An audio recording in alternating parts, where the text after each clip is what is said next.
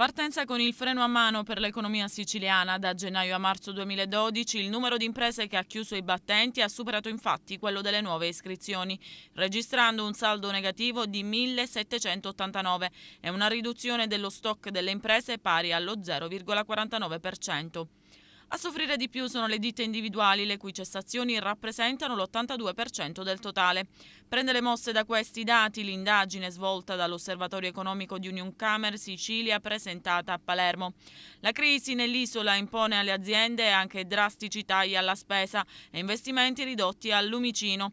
45 su 100 scelgono la strada della prudenza per superare le difficoltà del momento, rimarcate anche dai dati del primo trimestre dell'anno, quando le cessazioni delle attività sono state superiori per circa il 20% alle nuove iscrizioni. E anche se non mancano casi di eccellenza nell'agroalimentare, nel turismo e nel manifatturiero, rimangono troppo poche le imprese coinvolte nelle reti. Si salva solo Catania con l'Isola agli ultimi posti poi tra le regioni italiane. La strada maestra diventa quindi l'internalizzazione. Il 15% delle aziende decide di investire e lo fa orientandosi sul marketing internazionale. Sono questi alcuni dei risultati di un'indagine sulle aspettative degli imprenditori siciliani nel prossimo semestre, condotta su un campione di 202 aziende dall'Osservatorio economico di Unioncamere Sicilia e presentata nel corso di un incontro organizzato nell'ambito della 10ª giornata dell'economia. Speranza e futuro è quanto ha chiesto il mondo del lavoro dalle diverse piazze italiane in occasione dei tradizionali festeggiamenti del 1° maggio. Eppure, a distanza di pochi giorni, la cronaca italiana, compresa quella locale, continua a raccontare i drammi vissuti dai tantissimi disoccupati o inoccupati, storie al limite, gente che non ce la fa più e in preda alla disperazione arriva a gesti estremi come togliersi la vita.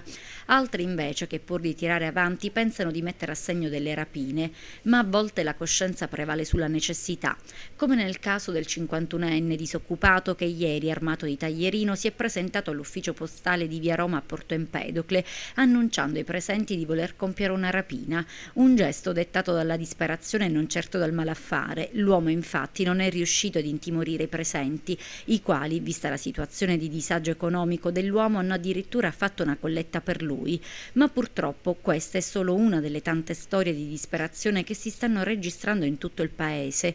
Secondo i dati diffusi dall'Istat, nell'ultimo anno il numero degli italiani senza impiego è cresciuto di 500.000. Nello scorso mese di marzo sono arrivati a 2.500.000, ovvero il 9,8% della popolazione in età lavorativa, e di questo passo la soglia del 10% potrebbe essere già stata superata a fine aprile.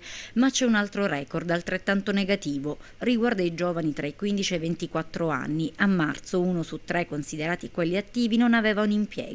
Siamo al livello più alto dal 1992, numeri che ribadiscono l'urgenza delle misure per la crescita.